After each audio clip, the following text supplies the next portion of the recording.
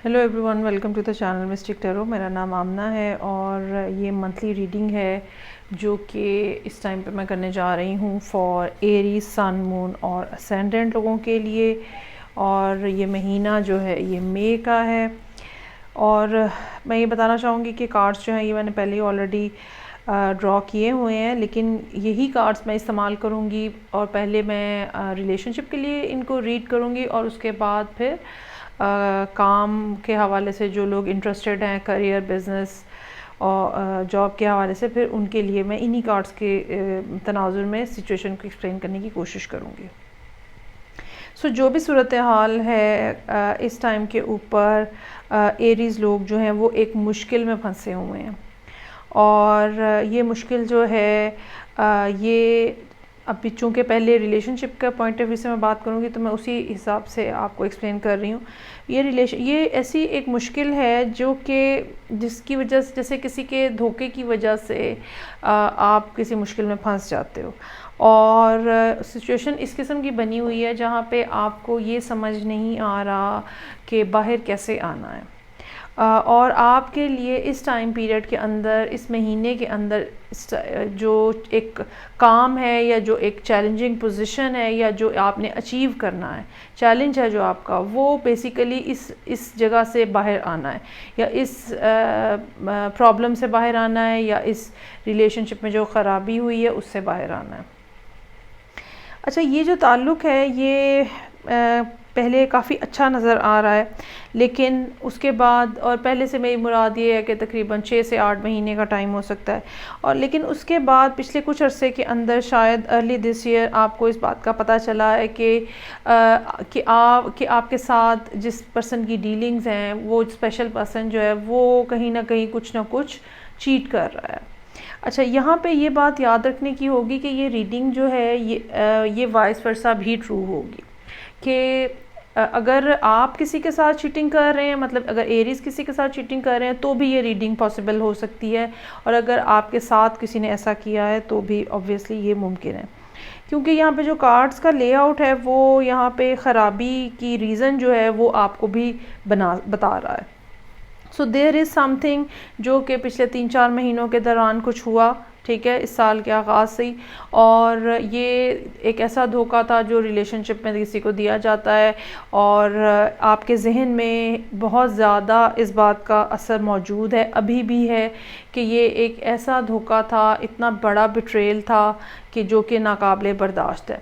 और अब आप उस बिट्रेल की वजह से बेसिकली इस टाइम के अंदर, इस सिचुएशन के अंदर फंसे हुए हैं जिसमें आप मौजूद हैं। इस सारी सूरत हाल में से जो बाहर निकलने का कोई, जिसको कहते हैं ना, चाबी है कोई या वे आउट है, वो मोस्ट प्रोबेबली इसी महीने के अंदर या फिर इस महीने के आखिर में, यानी कि मई के आखिर में आपको मिलता हुआ नज़र आ रहा है। हाँ, ये बात ज़रूर है जो कि जिसको आपको समझने की ज़रूरत है कि जो भी आपके इर्द गिर्द आपके खैर ख्वाह लोग मौजूद हैं वो आपको कोई ना कोई सलूशन ज़रूर बता रहे हैं, जो कि आप अपनी ज़िद में, अपनी अना में उसको एक्सेप्ट नहीं कर पा रहे।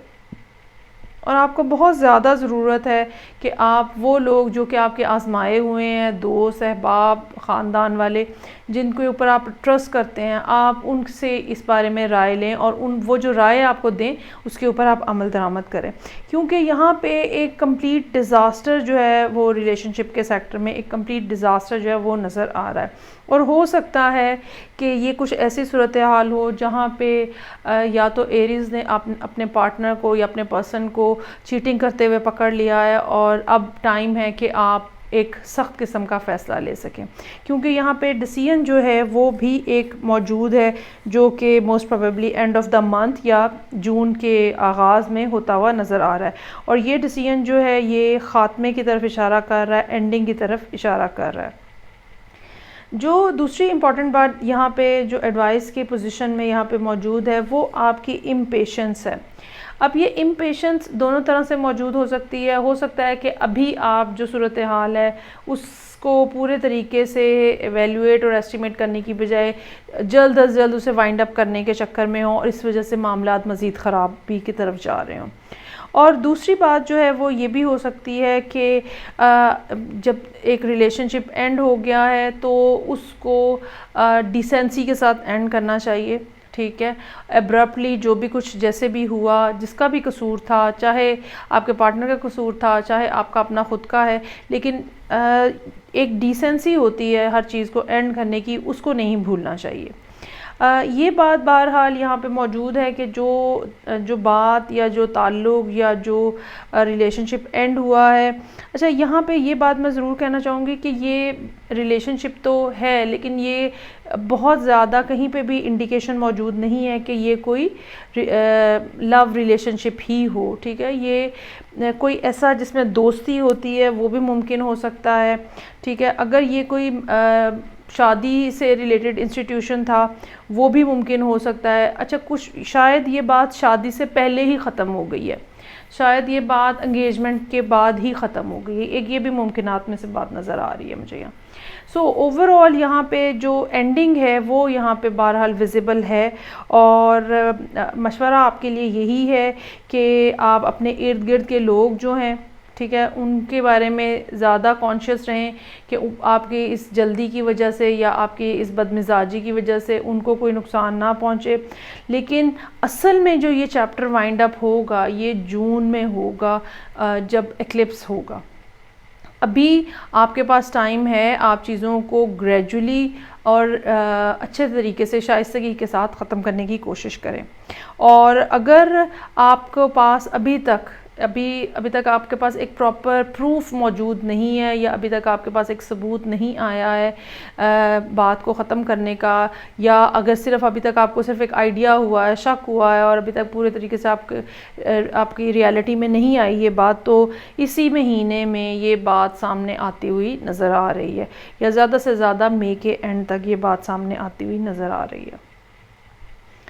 इस बारे में बहुत सारे लोग आपको बहुत ज़्यादा मशवरे देने वाले भी होंगे, सोच समझ के मशवरा भी एक्सेप्ट करिएगा, उन्हीं लोगों के मशवरे कंसिडर करिएगा जिनके ऊपर आपने पहले ही एतबार किया हुआ है। ओके, सो यहाँ पे अब हम इन्हीं कार्ड्स को देखते हैं एक कारोबारी पॉइंट ऑफ व्यू से, जॉब के पॉइंट ऑफ व्यू से। नुकसान बहरहाल यहाँ पे नज़र आ रहा है, और ये एक ऐसा नुकसान है जिसमें कोई ना कोई दूसरा पर्सन इन्वॉल्व है।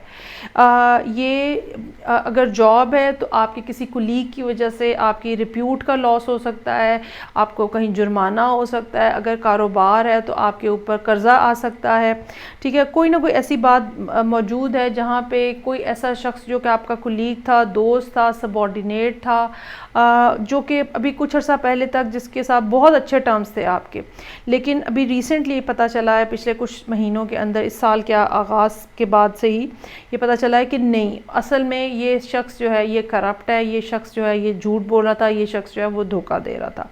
और अब आपके जहन में पूरे तरीके से इस धोखे की जुज़ियात जो है वो क्लियर होना शुरू हो गई, मतलब एक पिक्चर बनना शुरू हो गई आपके माइंड के अंदर के प्रॉपरली कैसे क्या क्या चीज़ें हुई हैं। और अगर ऐसा नहीं हुआ, अभी जब आप ये रीडिंग देख रहे हैं तो over a period of a month ये चीज़ें आपके सामने आहिस्ता आहिस्ता क्लियर होना शुरू हो जाएंगी।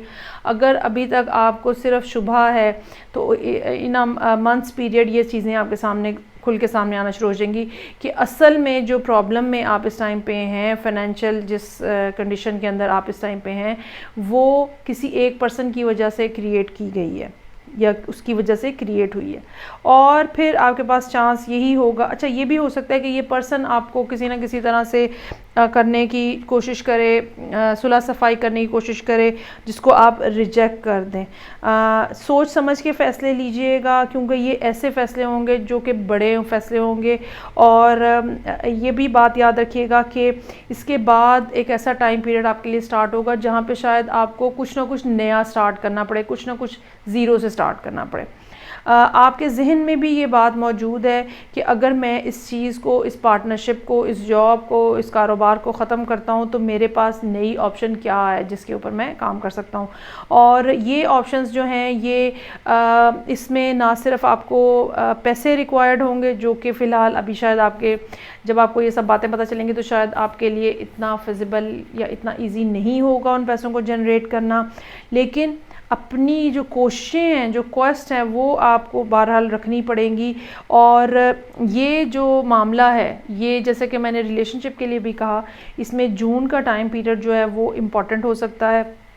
और अपने लिए कुछ ना कुछ रिज़र्व रख के फ़ैसला कीजिएगा फ़ौरी तौर पे। यकीनन जब अभी आपके सामने ये सूरत हाल अगर आ चुकी है, या जब भी आप ये रीडिंग देख रहे हैं और ये सिचुएशन आएगी, तो फ़ौरी तौर पे आपको ये ज़रूर सोचने की ज़रूरत पड़ेगी कि मेरे असल में एसेट्स जो हैं वो क्या हैं, और मुझे किन चीज़ों को प्रिजर्व करना है और किन चीज़ों को छोड़ना है। ये कोई अच्छा बहुत ज़्यादा ईज़ी गोइंग मंथ नहीं लग रहा। कुछ बड़े डिसीजंस हैं जो कि यहाँ पे एरीज़ के लिए मौजूद हैं करना, और डेफिनेटली ये आपको मेंटली तौर पे और स्पिरिचुअली भी डिस्टर्ब करेंगे। लेकिन हमेशा एक एंडिंग होती है और उसके बाद ही असल में कुछ नई बिगनिंग हो रही होती है। और जितना जल्दी धोखे के बारे में, फ्रॉड के बारे में पता चल जाए, वही असल में हमारे हक़ में बेहतर होता है। ये थी रीडिंग जो कि एरीज, सन, मून और असेंडेंट लोगों के लिए थी। जिनसे ये रेजोनेट करती है, मैं उनके लिए स्पेशली उनको कहूँगी कि सोच समझ के अच्छे तरीके से चीज़ों को चलाने की कोशिश करिएगा। हाइपर मत हो जाइएगा, इम्पेशेंस मत दिखाइएगा, और आई होप कि सारी चीज़ें आपके हक़ में जाएं। मैं आपसे नेक्स्ट रीडिंग के साथ फिर मिलूँगी। तब तक के लिए खुदा हाफिज़।